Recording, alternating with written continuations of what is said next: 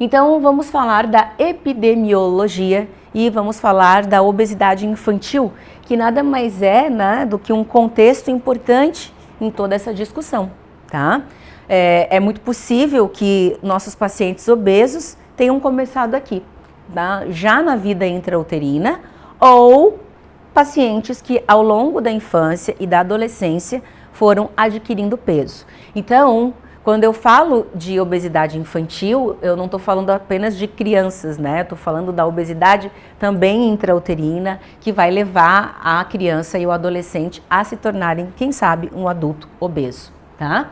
Então, por que esses dados são importantes? Esses dados epidemiológicos são importantes para você ter ideia daquilo que você está trabalhando, o quão importante é o que você está fazendo, o quão importante é essa disciplina. Não porque sou eu aqui que vou dar um monte de fármacos para vocês. Esquece que é a Tati que está aqui. Olha como é importante. Até 2025, a gente tem uma expectativa de 2,3 bilhões de pessoas acima do peso.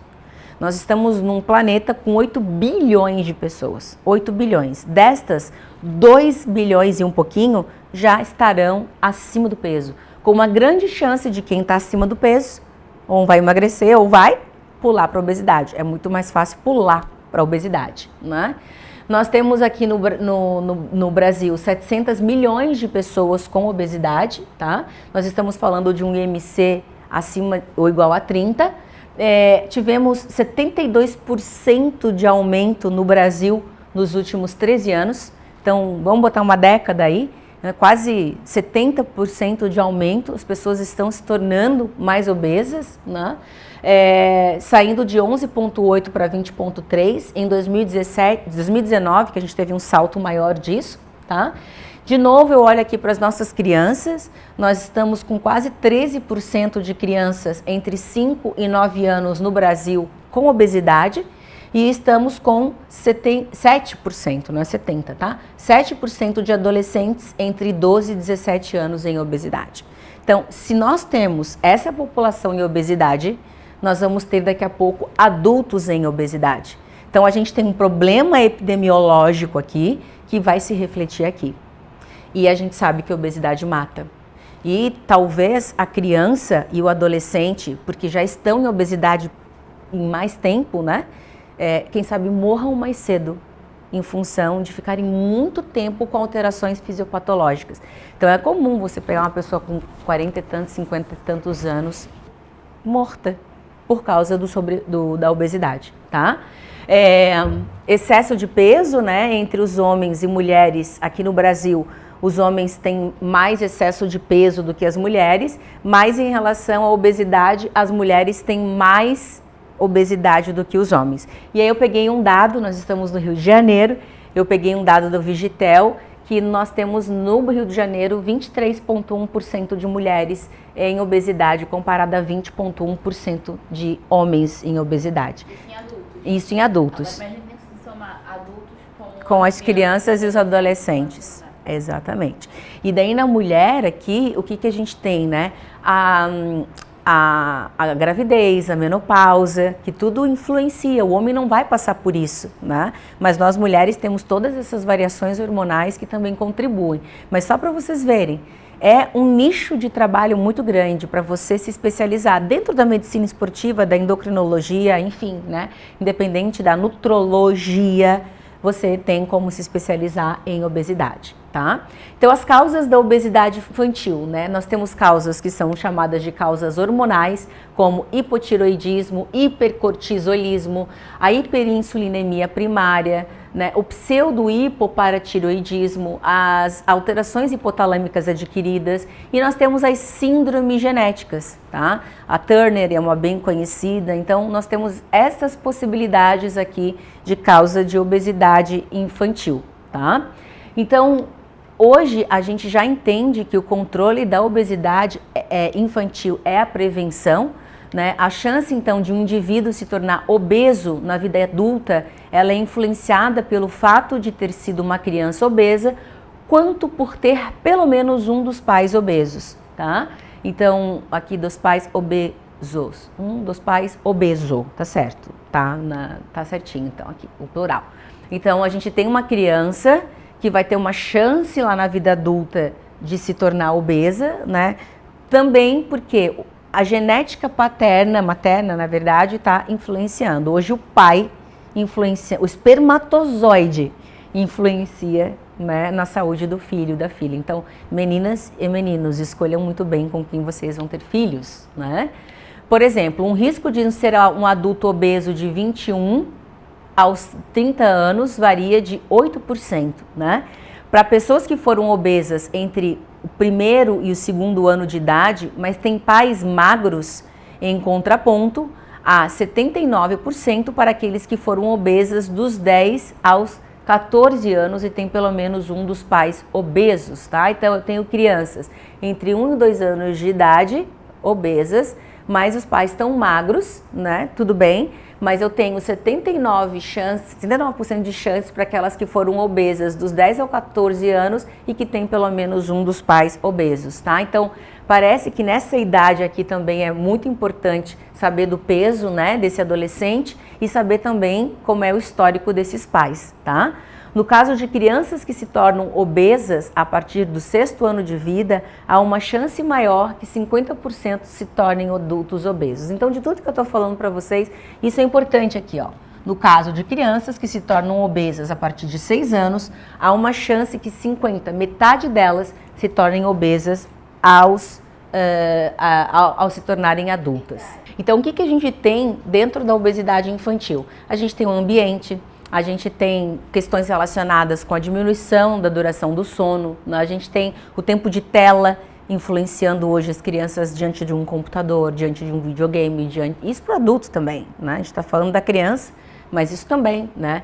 As nossas queridas crianças e adolescentes estão diminuindo a atividade física. Eu sou de uma geração que brincava na rua, a gente ralava o dedo, ralava o joelho, brincava de taco, de futebol. Hoje as crianças estão dentro de apartamentos, né, estudiosas, falando não sei quantos idiomas, né, mas gasto energético delas é baixo, né, e uma nutrição muito pobre em qualidade, né, um overfeed, uma qualidade ruim, alimentos palatáveis de densidade calórica e também um grande volume calórico.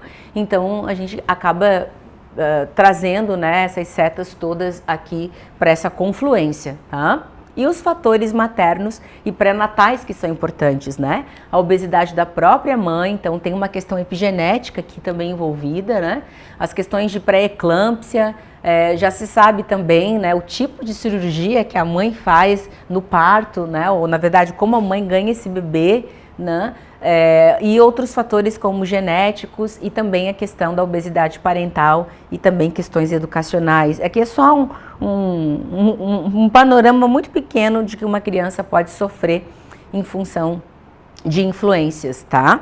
Aqui eu trago para vocês, esse artigo aqui da Nature é um artigo muito interessante de 2017, então ele divide aqui essa fase de obesidade, né, na verdade essa perspectiva da obesidade infantil no eixo do Y, a mudança relativa do peso e divide isso na concepção, no nascimento, nos meses 2, 4, 6, 12, 24 meses, né, acima então dos 4 anos, até os 8, depois divide de 10 anos até os 18.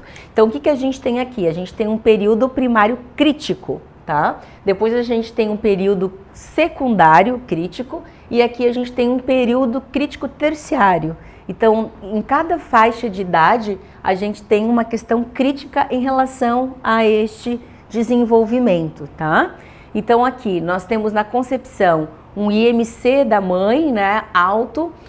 Nós temos o ganho de peso gestacional também alto, isso influencia o desenvolvimento dessa criança em relação à concepção, tá? E aqui também o grande peso, né, o rápido peso, o rápido ganho de peso pós-natal também influencia essas questões genéticas. Então vocês veem que a gente tem aqui, ó, um pico de IMC na infância, que está em torno ali de 1 ano de idade, tá? Depois ele baixa, né? E aí a gente tem uma questão secundária importante, né? Onde a gente vê um reganho de adiposidade. Então ele vai ganhando uma adiposidade de novo.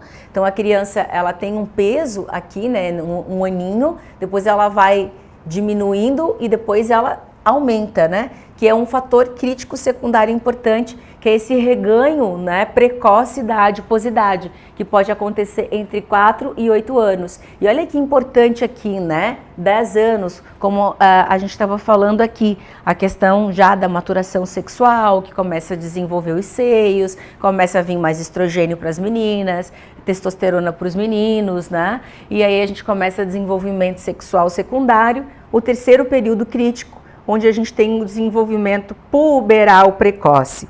Né? Isso se dá um reganho, não é nem um reganho, tá? É um ganho de peso associado à adolescência. Então aqui é um panorama bem interessante para vocês verem, né, essa relação do ganho de peso com as fases da infância. Tá?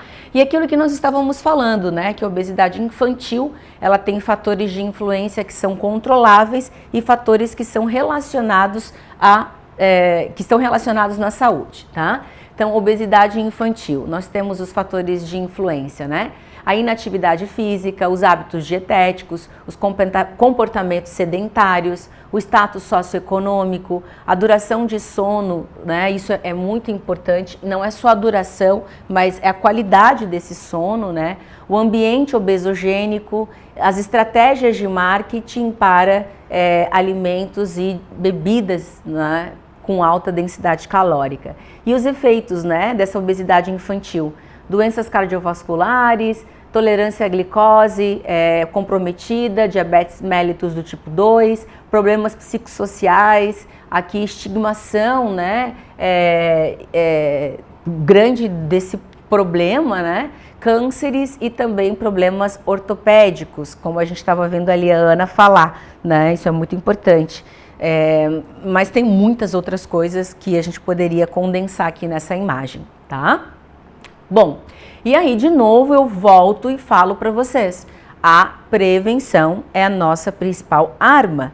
A gente tem como prevenir a obesidade, instruindo a população, tratando os problemas relacionados com essas indulgências, mas com o preconceito e também a ideia errônea de que não estamos diante de uma criança fofinha, estamos diante de uma criança obesa, doente, né? E que vai poder se tornar, com certeza, um adulto mórbido. Isso que é muito preocupante, tá?